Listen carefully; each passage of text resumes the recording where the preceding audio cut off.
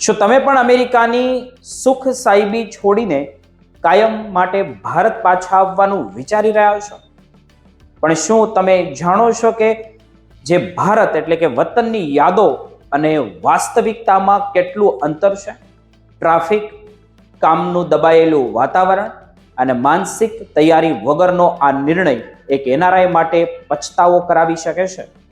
NRI counsellor Nupur દવેના ચોંકાવનારા ખુલાસા જાણવા આ વિડીયોને અંત સુધી જોતા રહેજો. મિત્રો, આજે આપણે એક એવા વિષય પર વાત કરવાના છીએ જે અમેરિકામાં વૃદ્ધ લોકો છે, ભારત આવવાના છે, તેમની માટે ખાસ છે, જે દરેક એનઆરઆઈના દિલની નજીક હોય છે તેવી વાત છે, અને તે છે ભારત પરત ફરવાનો નિર્ણય. અત્યારે સોશિયલ મીડિયા પર એવા માહોલ છે કે જાણે બધા જ એનઆરઆઈ અમેરિકા છોડીને ભારત આવવા માંગતા હોય. પરંતુ શું આ હકીકત છે? જાણીતા જ એક કાઉન્સેલર અને લેખક નુપુર દવે, જેઓ પોતે ગૂગલમાં કામ કરી ચૂક્યા છે અને ભારત પરત ફરી રહ્યા છે, તેમણે આ બાબતે ખૂબ જ મહત્વની વાતો શેર કરી છે. તેમણે જણાવ્યું છે કે ભારત આવવું એ માત્ર દેશ બદલવાની વાત નથી, પણ માનસિક રીતે તમારી જાતને તૈયાર કરવાની વાત છે.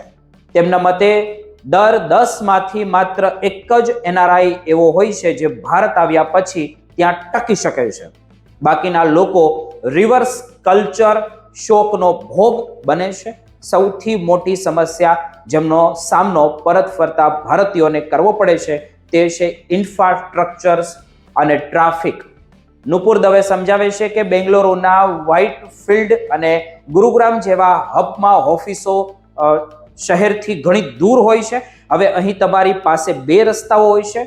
જો તમે શહેરની વચ્ચે રહો તો ત્યાં બધી મજા અને રોનક હોય છે, તો તમારે ઓફિસે પહોંચવા માટે દરરોજ 90 મિનિટનો સમય લાગે છે, ટ્રાફિકમાં વિતાવવો પડે છે. અને જો તમે ઓફિસની બાજુમાં રહો છો તો ત્યાં સાંજ પછી સ્મશાન જેવી શાંતિ હોય છે.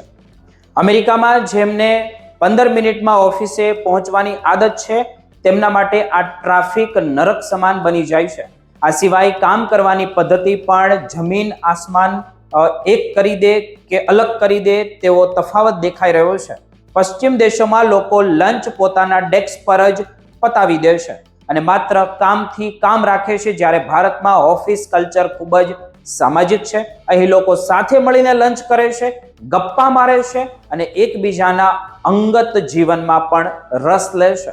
જો તમે આ સામાજિકતા માટે તૈયાર ન હોવ તો તમને ભારતની ઓફિસોમાં કામ કરવાની ખૂબ જ તકલીફ પડશે. નુપુર દવેનું પુસ્તક બેક હોમ આ બધી જ મુશ્કેલીઓનો રોડ મેપ આપે છે. તેઓ કહે છે કે ભારત આવતા પહેલા તમારે તમારી અપેક્ષાઓ પર અંકુશ રાખવો પડશે.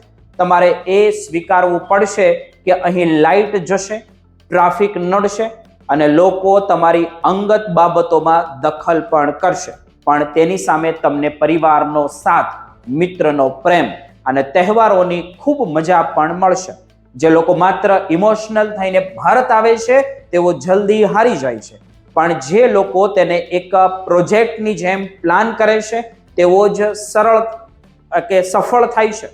નુપુર દવે સલાહ આપે છે કે ભારત આવતા પહેલા એકવાર લાંબી રજા લઈને આવો અને ટ્રાફિકમાં રખડો, ઓફિસની મુલાકાત લો અને જુઓ કે શું તમે આ જિંદગી માટે તૈયાર છો.